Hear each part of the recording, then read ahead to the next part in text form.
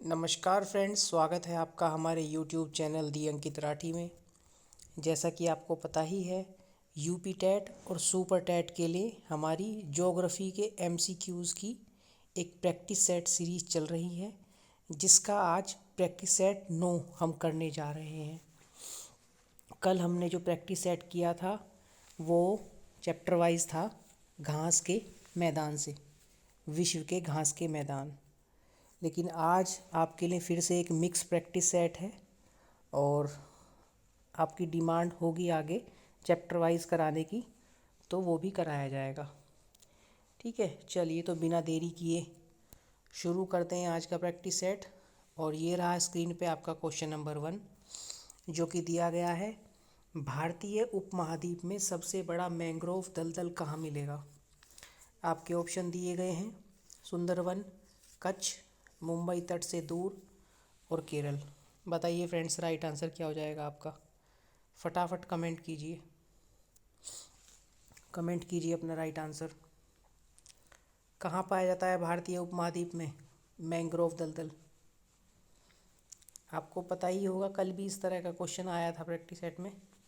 कल नहीं, कल से पहले प्रैक्टिस सेट में आया था। तो कहाँ पाया जाता है, ये पाया जाता है आपका सुंदरवन में। ठीक है, विश्व का सबसे बड़ा डेल्टा क्या कहाँ है, कौन सा है, सुंदरवन, जो कि पश्चिम बंगाल और बांग्लादेश में पड़ता है। किसके द्वारा बनाया जाता है, ये बनाया जाता है आपका गंगा नदी, ठीक है, और ब्रह्मपुत्र नदी, और तीसरी की कौन सी नदी है, मेघना नदी। इन तीनों नदियों के द्वारा ये सुंदरबन डेल्टा बनाया जाता है। ठीक है, आपको पता है फ्रेंड्स, सुंदरबन डेल्टा का नाम सुंदरबन क्यों पड़ा है, क्योंकि वहाँ सुंदरी नामक वृक्ष पाए जाते हैं और उन्हीं के नाम पे ये इस डेल्टा का नाम सुंदरबन पड़ा है। ठीक है, चलिए नेक्स्ट क्वेश्चन पे चलते हैं, क्वेश्चन नंबर 2। और क्वेश्चन नंबर 2 आपका दिया है, वह कौन सा सर्वोच्च पर्वत शिखर है जो पूरी तरह से भारत में स्थित है। बताइए कौन सा हो जाएगा इसका right answer. Kanchenjunga, Nanda Devi, केटू, Godwin Austen या फिर कामेत। बताइए फ्रेंड्स, कमेंट कीजिए अपना right answer. Right answer comment कीजिए। आपको पता होगा फ्रेंड्स, कंचनजंगा कहाँ पड़ता है, सिक्किम में, जो कि सिक्किम और नेपाल में पड़ता है। ठीक है, आपको पता है केटू, गॉडविन ऑस्टिन कहाँ पड़ता है आपका, ये पड़ता है काराकोरम रेंज में। ठीक है, कहाँ पे, भारत में, और पीओके में पड़ता है। ठीक है फ्रेंड्स, कामेत कहाँ पड़ता है आपका, कामेत कहाँ पड़ता है, नेपाल में। बचता है नंदा देवी। नंदा देवी ही ऐसा सर्वोच्च पर्वत शिखर है ऑप्शन के अकॉर्डिंग जो पूरी तरह से भारत में है। कहाँ पड़ता है नंदा देवी, नंदा देवी पड़ता है आपका उत्तराखंड में। ठीक है फ्रेंड्स, और नंदा देवी की आपकी हाइट पड़ती है 7,800 कुछ पड़ती है। ठीक है, एग्जैक्ट मुझे याद नहीं आ रहा। तो इसका राइट आंसर हो जाएगा ऑप्शन नंबर 2। ठीक है फ्रेंड्स, चलिए नेक्स्ट क्वेश्चन पे चलते हैं, क्वेश्चन नंबर 3। क्वेश्चन नंबर 3 आपका दिया है, निम्नलिखित में से किसे दलहनी फसल माना जाता है, बाजरा, दाल, ज्वार और तिल। किसे कहते हैं दलहनी फसल। दलहनी फसल कोई फलियां भी बोलते हैं, जिनके बीज क्या होते हैं, खाद्य खाद्य फसलें होते हैं इनके बीज। ठीक है, तो बाजरा, दाल, ज्वार, तिल क्या हो जाएगा आपका राइट आंसर। तो आपका राइट आंसर हो जाएगा फ्रेंड्स दाल। ठीक है, ये एक तरह की दलहनी फसलें हैं, जबकि बाजरा, ज्वार और तिल ये किस में आते हैं, ये आते हैं आपके खाद्यान्न में। ठीक है, अन्न में आते हैं आपके ये। चलिए नेक्स्ट क्वेश्चन पे चलते हैं, क्वेश्चन नंबर 4। क्वेश्चन नंबर 4 आपका दिया है, नदी का मुहाना क्या होता है। आपको दिया गया है, वह स्थान जहाँ से नदी का उद्गम होता है। ठीक है, वह स्थान जहाँ से एक नदी दूसरी नदी से मिलती है, और वह स्थान जहाँ कोई नदी किसी अन्य जल राशि से मिलती है। या फिर ऑप्शन नंबर 4 दिया गया उपर्युक्त में से एक से अधिक। तो क्या हो जाएगा इसका राइट आंसर, बताइए फ्रेंड्स। कमेंट कीजिए अपना राइट आंसर फटाफट। क्या हो जाएगा राइट आंसर इसका, किसे बोलते हैं, बताइए। इसका राइट आंसर हो जाएगा फ्रेंड्स ऑप्शन नंबर 3। ठीक है, वह स्थान जहाँ कोई नदी किसी अन्य जल राशि से मिलती है उसे नदी का मुहाना कहते हैं। अन्य जल राशि किस प्रकार की होती है, वो कोई महासागर भी हो सकती है, ठीक है, या कोई सागर भी हो सकती है, या कोई झील भी हो सकती है, या फिर कोई अन्य नदी भी हो सकती है। तो एक नदी का एंड पॉइंट होता है वो, जहाँ वो अपना जल किसी दूसरी जल राशि में मिला देती है। ठीक है फ्रेंड्स, चलिए नेक्स्ट क्वेश्चन पे चलते हैं। Question number 5। क्वेश्चन नंबर 5 आपका दिया है, निम्नलिखित को भारत की विविधता का हिस्सा माना गया है। लोगों के विवाह करने के भिन्न भिन्न तरीके। ऑप्शन ए दिया है इसका। ऑप्शन बी दिया है, झारखंड में लोग एक दूसरे का अभिवादन करने के लिए जोहार का प्रयोग करते हैं। जैसे हम लोग करते हैं, किसी का वेलकम करते हैं या किसी को नमस्कार करते हैं, इस तरह से झारखंड में जोहार वर्ड का यूज़ करते हैं झारखंड में लोग। ठीक है। ऑप्शन सी दिया गया है, विभिन्न संस्कृतियां लोगों के जीवन को प्रभावित करती हैं। और इसके बाद आपका ऑप्शन डी दिया है, राष्ट्र के चिन्ह यानी कि प्रतीक विविधता को दर्शाते हैं। तो इसमें पूछ रहा है आपसे, उपरोक्त में से कौन से कथन सही हैं। अब आपको ऑप्शन इस प्रकार दिए गए हैं, ऑप्शन ए और B, option A B C और डी यानी कि 4 ऑप्शन, ऑप्शन ए बी और सी, या उपर्युक्त में से कोई नहीं। ऑप्शन अब आपके सामने मैं ले आता हूँ, देख लीजिए। इस तरह से ऑप्शन दिए गए हैं आपको। ठीक है,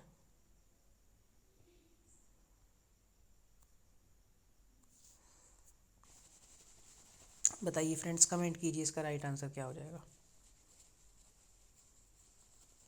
तो जो इसके ऑप्शन दिए गए हैं, चारों ही ऑप्शन इसके ठीक हैं। जैसा कि मैंने आपको बताया है, अभी झारखंड में लोग एक दूसरे का अभिवादन करने के लिए जोहार का प्रयोग करते हैं। ठीक है, ये भी एक विविधता को दर्शाता है। लोगों के विवाह करने के भिन्न भिन्न तरीके हैं। विभिन्न धर्मों, विभिन्न जातियों और विभिन्न क्षेत्रों में लोग भिन्न भिन्न तरीके से विवाह करते हैं। ठीक है, और राष्ट्र के चिन्ह प्रतीक विविधता को दर्शाते हैं। सारे ही ऑप्शन इसके सही हैं। तो इसका राइट आंसर क्या हो जाएगा फ्रेंड्स, इसका राइट आंसर हो जाएगा option number 2, A B C और डी। ठीक है, चलिए नेक्स्ट क्वेश्चन पे चलते हैं। नेक्स्ट क्वेश्चन दिया है आपका, माड़ मिट्टी उत्तर प्रदेश के किस भाग में पाई जाती है। 4 ऑप्शन आपको दिए गए हैं, उत्तरी उत्तर प्रदेश, या फिर दक्षिणी उत्तर प्रदेश, पूर्वी उत्तर प्रदेश, या इनमें से कोई भी नहीं। फ्रेंड्स बता दें, जो माड़ मिट्टी होती है कृषि के लिए बहुत ही ज़्यादा उपयुक्त नहीं होती है, बहुत ही मुश्किल से इसमें कृषि की जाती है।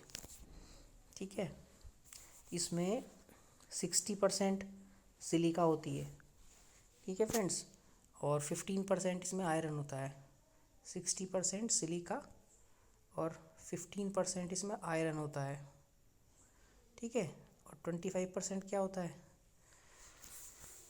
25% इसमें अन्य जो है तत्व होते हैं। तो कहाँ पाई जाती है, ये पाई जाती है उत्तर प्रदेश के दक्षिणी हिस्से में, यानी कि दक्षिणी उत्तर प्रदेश में। उत्तर प्रदेश का कौन सा हिस्सा, मैं बता देता हूँ आपको। ये उत्तर प्रदेश का मैप है इस तरह से। तो उत्तर प्रदेश का ये वाला हिस्सा बुंदेलखंड और बघेलखंड वाला हिस्सा, इसको बोलते हैं दक्षिणी उत्तर प्रदेश। ठीक है, दक्षिणी उत्तर प्रदेश में माड़ मिट्टी पाई जाती है। यही आपका राइट आंसर हो जाएगा ऑप्शन नंबर 2। चलिए नेक्स्ट क्वेश्चन पे चलते हैं। Question number 7। क्वेश्चन नंबर 7 आपका दिया है, निम्न में से कौन सा राज्य म्यांमार के साथ सीमा नहीं बनाता है। तो फ्रेंड्स पता है आपको, इस तरह से ये अरुणाचल प्रदेश पड़ता है, ठीक है, ये नागालैंड पड़ता है, ये मणिपुर पड़ता है, और ये क्या पड़ता है आपका, मिजोरम। ठीक है, तो म्यांमार के साथ कौन सीमा बना रही है, ये आपका म्यांमार है। इसी तरह से है ना, तो अरुणाचल प्रदेश भी सीमा बना रहा है। ठीक है, मिजोरम भी बना रहा है, मणिपुर भी बना रहा है, सिक्किम नहीं बनाता है। ठीक है, तो यही आपका राइट आंसर हो जाएगा। तो राइट आंसर हो जाएगा आपका सिक्किम। ठीक है फ्रेंड्स, चलिए नेक्स्ट क्वेश्चन पे चलते हैं। Question number 8। क्वेश्चन नंबर 8 आपका दिया है, निम्नलिखित में से कौन सी फसल खरीफ फसलों का उदाहरण है, बताइए। चना, कपास, मटर, गेहूँ। राइट आंसर कमेंट कीजिए फटाफट। खरीफ की फसल किसे बोलते हैं, जिनको गर्मियों में बोया जाता है, जून जुलाई में। तो चने को सर्दियों में बोते हैं हम, ठीक है ना, अक्टूबर नवंबर में। तो चना कैसी फसल है, चना हो गई आपकी रबी की फसल। कपास, मटर और गेहूँ, मटर भी आपकी रबी की फसल है, सर्दी में बोते हैं। गेहूँ भी आपकी रबी की फसल है, ठीक है। अब बचता है कपास, यही आपका राइट आंसर हो जाएगा। कपास की फसल खरीफ की फसल है। और कौन कौन सी फसलें हैं खरीफ फसल का उदाहरण, ज्वार, ठीक है फ्रेंड्स, ज्वार, बाजरा। और कौन सी है, मक्का। और क्या इसके साथ में, कपास हो गई, और क्या है, मूंगफली, ठीक है। ये सभी खरीफ की फसलें हैं। चलिए नेक्स्ट क्वेश्चन पे चलते हैं। Question number 9। क्वेश्चन नंबर 9 आपका दिया है, जोजिला दर्रा किस पर्वत श्रृंखला में स्थित है, बताइए। पहले भी हम करा चुके हैं इस क्वेश्चन को। कहाँ पड़ता है ये जोजिला दर्रा, ये पड़ता है आपका लद्दाख में। कौन सी श्रृंखला में, जास्कर, लद्दाख, पूर्वी कराकोरम या धौलाधर, बताइए किस में पड़ता है। ये पड़ता है फ्रेंड्स आपका जास्कर श्रृंखला में, लद्दाख में, ठीक है। चलिए नेक्स्ट क्वेश्चन पे चलते हैं। क्वेश्चन नंबर, अच्छा, जोजिला दर्रा के बारे में और विशेष बात हम आपको बता देते हैं। इस दर्रे का निर्माण सिंधु नदी से होता है, ठीक है। किससे होता है, सिंधु नदी से। और एक और मेन बात इसकी बता देते हैं, पॉइंट नोट कर लीजिए। जोजिला दर्रा श्रीनगर को लेह लद्दाख से जोड़ता है। किससे, लेह लद्दाख से जोड़ता है, ठीक है। नोट कर लीजिए आप अपनी पेन कॉपी लेके। चलिए नेक्स्ट क्वेश्चन पे चलते हैं। Question number 10। क्वेश्चन नंबर 10 आपका दिया है, सतलज नदी किस दर्रे से होकर भारत में प्रवेश करती है, बताइए, कमेंट कीजिए अपना राइट आंसर। कहाँ पड़ता है कहाँ से प्रवेश करती है सतलज नदी भारत में, बताइए। सतलज नदी का उद्गम कहाँ पड़ता है, राकस्तान, ठीक है ना, राकस्तान कैलाश पर्वत तिब्बत में पड़ता है। और किस दर्रे से प्रवेश करती है, शीपकीला दर्रा, यानी कि ऑप्शन नंबर 4 आपका राइट आंसर हो जाएगा। कहाँ पे, हिमाचल प्रदेश में, जो कि हिमाचल प्रदेश भारत और तिब्बत की सीमा पर पड़ता है, ठीक है। चलिए नेक्स्ट क्वेश्चन में चलते हैं। Question number 11।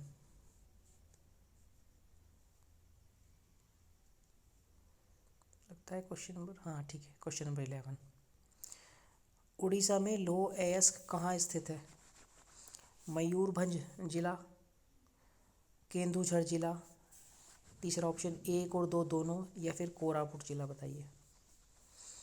बताइए फटाफट क्या हो जाएगा इसका राइट आंसर, कमेंट कीजिए। मयूरभंज जिला उड़ीसा, उड़ीसा के मयूरभंज जिले में लोह अयस्क मिलता है। केंदुझर जिले में भी मिलता है, ठीक है। कोरापुट जिला इसके लिए, लोह अयस्क के लिए फेमस नहीं है। तो इसका ऑप्शन नंबर 3 राइट आंसर हो जाएगा, ठीक है फ्रेंड्स। चलिए नेक्स्ट क्वेश्चन पे चलते हैं। ऑप्शन नंबर 3 इसका राइट आंसर हो जाएगा। नेक्स्ट क्वेश्चन पे चलते हैं। Question number 12।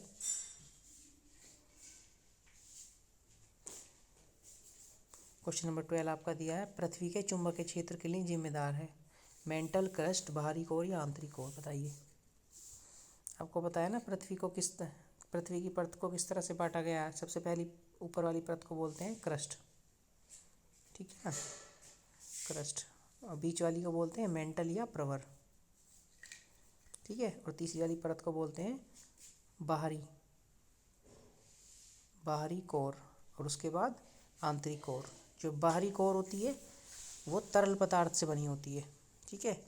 और आंतरिक कोर जो होती है ठोस पदार्थ से बनी होती है। और जो चुंबकीय क्षेत्र होता है पृथ्वी का, चुंबकीय क्षेत्र के लिए बाहरी कोर ही आपकी जिम्मेवार होती है, ठीक है। कुछ इस तरह से होती है, इस तरह से बनी होती है। ये वाली होती है फ्रेंड्स आंतरिक कोर, और ये वाली होती है बाहरी कोर, और यही वाली ये वाला हिस्सा, ये वाली बाहरी कोर पृथ्वी के चुंबकीय क्षेत्र के लिए जिम्मेवार होती है।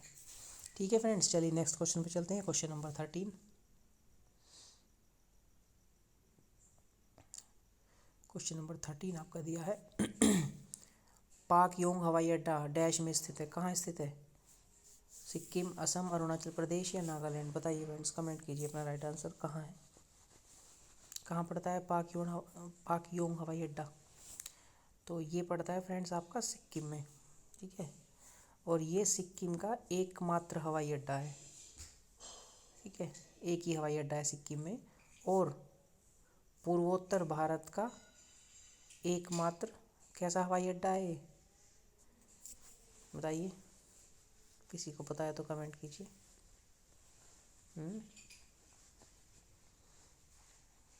चलिए कमेंट बॉक्स में बताइएगा इसका आंसर। पूर्वोत्तर भारत का किस तरह का हवाई अड्डा है एकमात्र ही? चलिए तब तक नेक्स्ट क्वेश्चन में चलते हैं। Question number 14।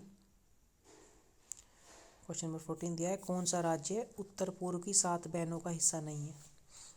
मेघालय, सिक्किम, अरुणाचल प्रदेश, त्रिपुरा। उत्तर पूर्व की 7 बहनें किस किस राज्य को कहते हैं बताइए? अरुणाचल प्रदेश, ठीक है, नागालैंड, मणिपुर, मिजोरम, 4। उसके बाद आपके असम, मेघालय और त्रिपुरा। इन 7 को 7 सिस्टर्स बोलते हैं। तो इन 7 में कौन सा नहीं है? सिक्किम नहीं है, तो सिक्किम इसका राइट आंसर हो जाएगा। इन 7 बहनों का भाई, इन 7 बहनों का अकेला भाई बोलते हैं सिक्किम को। ठीक है, अकेला भाई पूछता है तो सिक्किम को बोलते हैं। चलिए नेक्स्ट क्वेश्चन पे चलते हैं। Question number 15। क्वेश्चन नंबर 15 दिया है आपका श्रीशैलम जल विद्युत ऊर्जा संयंत्र किस नदी पर बनाया गया है? बताइए फ्रेंड्स, कमेंट कीजिए अपना राइट आंसर। तुंगभद्रा नदी, पेन्ना नदी, कृष्णा नदी या गोदावरी नदी? बताइए कहाँ पड़ता है ये श्रीशैलम जल विद्युत ऊर्जा संयंत्र? ये पड़ता है आपका आंध्र प्रदेश में। ठीक है, किस नदी पर? कृष्णा नदी पर। तो ऑप्शन नंबर 3 इसका राइट आंसर हो जाएगा फ्रेंड्स। ठीक है,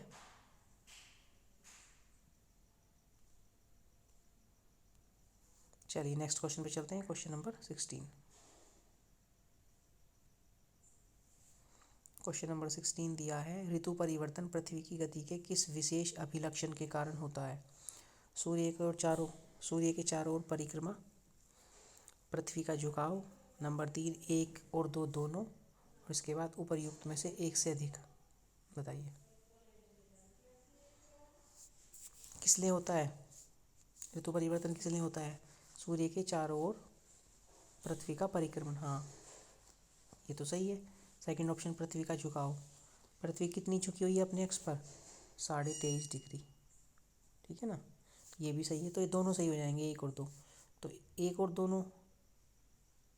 2 दोनों सही होने का मतलब है ऑप्शन नंबर 3 आपका राइट आंसर हो जाएगा। ठीक है फ्रेंड्स, चलिए नेक्स्ट क्वेश्चन पे चलते हैं। Question number 17। एक भौगोलिक क्षेत्र में निम्नलिखित विशिष्ट विशेषताएं होती हैं? गर्म और शुष्क जलवायु ग्रीष्मकाल, नंबर 2 हल्की और आर्द्र सर्दी, नंबर 3 बाग की खेती के लिए अनुकूल। ये सारी विशेषताएं किस में पाई जाती हैं? देख लेते हैं ऑप्शन क्या दिए गए हैं आगे। भूमध्य सागरीय, पूर्वी चीन, मध्य एशियाई या उपयुक्त में से कोई नहीं? बताइए किसकी विशेषताएं हैं? बताइए फटाफट कमेंट कीजिए। चलो बता देते हैं, इसका राइट आंसर हो जाएगा भूमध्य सागरीय। भूमध्य सागर की ये विशेषताएं हैं। ठीक है फ्रेंड्स, चलिए नेक्स्ट क्वेश्चन पे चलते हैं। Question number 18। क्वेश्चन नंबर 18 आपका दिया है काली मिट्टी के लिए सर्वाधिक उपयुक्त नकदी फसल कौन सी है? बताइए कितनी बार ये क्वेश्चन आपको कराया गया है। काली मिट्टी में सबसे अच्छी फसल कौन सी होती है? बताइए कपास, चाय, जूट या तिलहन? कमेंट कीजिए अपना राइट आंसर। क्या हो जाएगा इसका राइट आंसर? कपास, यानी कि ऑप्शन नंबर 1 आपका राइट आंसर हो जाएगा। ठीक है फ्रेंड्स, काली मिट्टी को ब्लैक कॉटन सॉइल भी बोलते हैं। काली मिट्टी कपास की खेती के लिए सर्वाधिक उपयुक्त होती है। और कहाँ पाई जाती है? महाराष्ट्र, तमिलनाडु, मध्य प्रदेश और आंध्र प्रदेश। ठीक है, यहाँ इसका विस्तार पाया जाता है। चलिए नेक्स्ट क्वेश्चन पे चलते हैं। Question number 19। क्वेश्चन नंबर 19 आपका दिया है, निम्नलिखित में से किस विद्वान ने जियोग्राफी शब्द गढ़ा? बताइए फ्रेंड्स, कमेंट कीजिए अपना राइट आंसर, फटाफट कमेंट कीजिए अपना राइट आंसर। जियोग्राफी शब्द किसने बनाया है?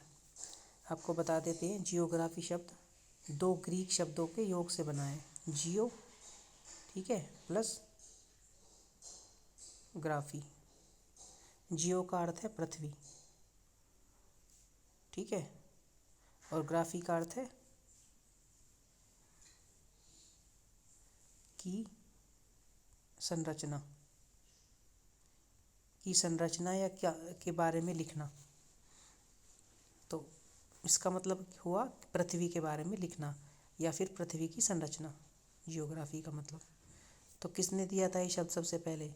ये शब्द सबसे पहले दिया था इरेस्थोस्थनीज ने, ठीक है, इरेथोस्थनीज ने, यानी कि ऑप्शन नंबर 3 आपका राइट आंसर हो जाएगा। इरेथोस्थनीज ने ये नाम सबसे पहले दिया था जियोग्राफी। जियोग्राफी मतलब पृथ्वी की संरचना के बारे में लिखना। ठीक है फ्रेंड्स, चलिए नेक्स्ट क्वेश्चन पे चलते हैं। क्वेश्चन नंबर 20, और ये आज की सीरीज़ का लास्ट क्वेश्चन है फ्रेंड्स। हाँ, ये आज की सीरीज़ का लास्ट क्वेश्चन है।